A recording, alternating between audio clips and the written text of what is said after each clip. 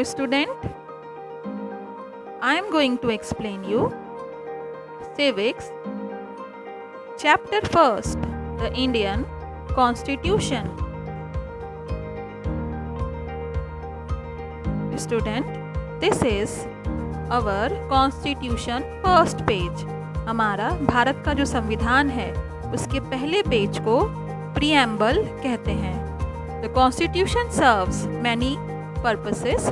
First, it's laid down certain ideals explaining the basic structure or the fundamental nature of our society. Various communities having different interests and aspirations live in a country. Their ideals and beliefs may be opposite, but a constitution contains a set of fundamental ideals and principles that all countrymen agree upon. This includes the way a country is to govern, the ideals and principles that have to be followed by all citizens.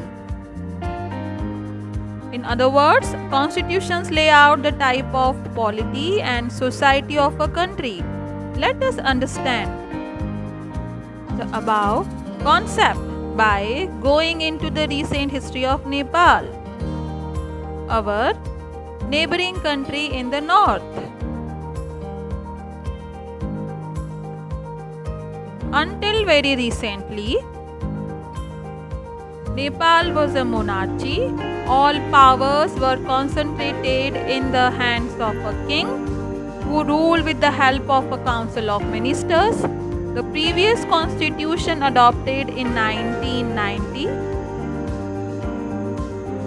the movement for democracy in Nepal, which had been continuing since 1990, gained crucial momentum in 2006 under the combined leadership of seven-party alliance. And at last, in April 2008, a new constituent assembly was elected which finally abolished monarchy and established democracy. For the first time, a president was elected in Nepal.